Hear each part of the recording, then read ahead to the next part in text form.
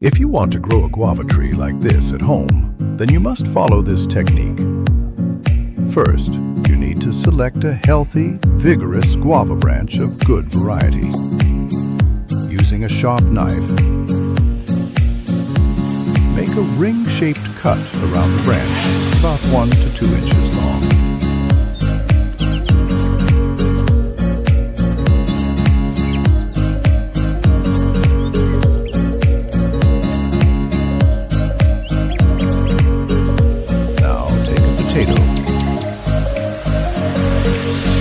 Split it from the middle. Take out its internal part.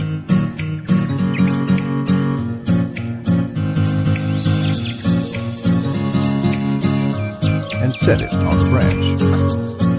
Potato helps keep the branch hydrated, which is crucial for root development.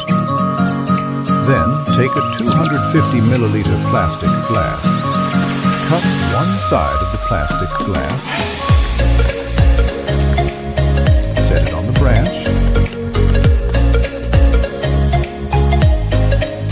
and stick it with zip tie. Then fill the glass completely with wet cocoa peat. If you don't have cocoa peat, you can use garden soil.